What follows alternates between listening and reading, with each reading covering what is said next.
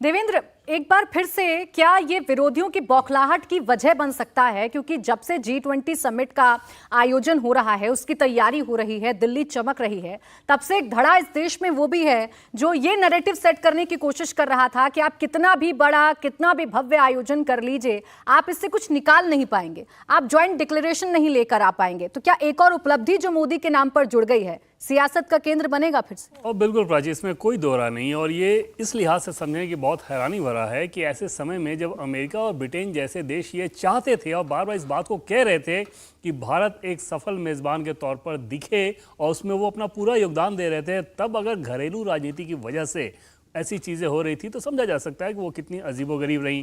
पहले खर्च को लेके कितना खर्च करने की ज़रूरत क्या थी, फिर उसके बाद दूसरी सारी चीज़ें सामने आई कि ऐसे ऐसे किया जा रहा है, फिर उसके बाद एक क्रेडिट लेने की होड़ दिखी, उसमें ऐसा लगा कि ऐसा ना हो कि पूरी तैयारी किसी पॉलिटिक्स में इन्वॉल्व हो जाए। लेकिन सबसे ज़्यादा हैरानी इस बात को लेकर हो रही थी कि जिस प्रकार से एक निगेटिविटी फैलाई जा रही थी कि शायद ऐसे समय में, और वो काम चैलेंजिंग था भी, कि रूस यूक्रेन वॉर की जो स्थिति है और वैसे माहौल में आप जी समिट कर रहे हैं भारत की प्रेसिडेंसी में, और भारत ने अपनी लाइन पहले से जो क्लियर कर रखी है, उसमें कैसे रूस, चीन और वेस्ट को एक साथ आप एक टेबल पर लेके आएंगे और उस डिक्लेरेशन में समाहित कर लेंगे, ये अपने आप में बहुत बड़ा चैलेंज था। लेकिन ना सिर्फ ये चैलेंज पूरा हुआ, बल्कि इस पूरे डिक्लेरेशन को देखें तो ऐसा लगेगा कि प्रधानमंत्री नरेंद्र मोदी की जो राय रही है उसमें कम से कम 6-7 बिंदु तो आपको सीधे सीधे ऐसे दिखेंगे कि वो उनकी छाप का असर है और सीधे डिक्लेरेशन ने उसे एक्सेप्ट किया। सिर्फ डिक्लेरेशन नहीं, बल्कि सभी देशों के प्रमुखों ने उसे एक्सेप्ट किया। बाकायदा उनके कोर्ट को अगर डिक्लेरेशन में जगह दी गई है कि ये युद्ध का युग नहीं, मिशन लाइफ, इन सारी चीज़ों से समझ में आ रहा है कि प्रधानमंत्री नरेंद्र मोदी की कितनी बड़ी छाप रही है इस डिक्लेरेशन में। और हम सभी जानते हैं प्राची कि घरेलू राजनीति, विदेश की राजनीति में जो आपकी छवि रहती है वो घरेलू राजनीति को प्रभावित करते ही करती है, और शायद ये वजह रही होगी कि दूसरे पक्ष से उतनी बौखलाहट दिख रही थी।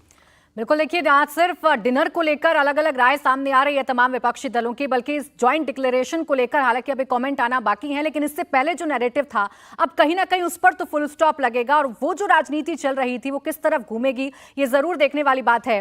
सरेश वाला साहब, ये मैं आपसे भी समझना चाहूंगी, हमने वो वक्त भी देखा कि जब G20 का लोगो जारी हुआ उस वक्त भी एक विवाद खड़ा हो गया। दिल्ली जब चमकना शुरू हुई, दमकना शुरू हुई, उसमें भी क्रेडिट लेने की होड़ देखने को मिली।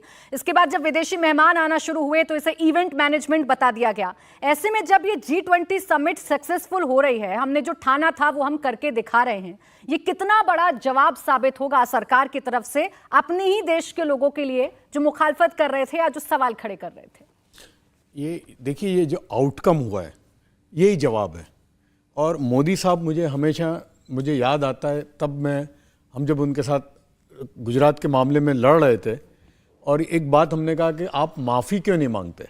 वो एक था ना उस जमाने में, अगर आप देखें कि एक बड़ा चैप्टर था कि मोदी ने माफ़ी नहीं मांगी, तो तब वो मुझे कहते थे कि मैं माफ़ी लफ्ज़ नहीं बोलूँगा, मैं करके दिखाऊंगा। और वो उन्होंने 10 साल में करके दिखाया। इसलिए गुजरात में जो मुसलमानों की तरक्की हुई वो उनका जवाब था।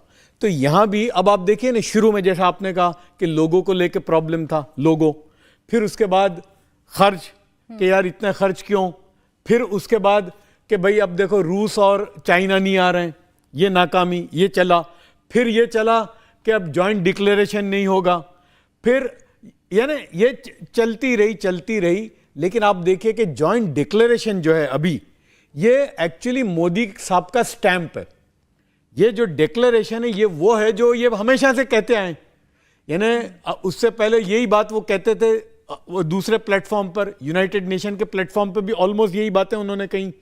उसके बाद अभी जो साउथ अफ्रीका में जो हुआ वहां पर भी उन्होंने यही कहा। उसके बाद अभी आसियान गए, वहां पर भी वही कहा। तो ये गोया के ये जो डिक्लेरेशन है, इसके बाद मैं नहीं समझता कि कोई जवाब किसी को अब देने का रहेगा। रही बात आपने ये छेड़ी हमारी डोमेस्टिक पॉलिटिक्स की, कि जो नहीं आ रहे, जो 3-4 ये चीफ मिनिस्टर, तो मैं समझता हूं कि देखिए ये उनकी बहुत बड़ी, यानी अब मैं ज्यादा लफ्ज इस्तेमाल नहीं करना चाहता, आप मुझे बताइए कि ये जो दावत है आज जो प्रेसिडेंट बुला रहे हैं, वहां कोई आपको मोदी को तो मिलना नहीं है।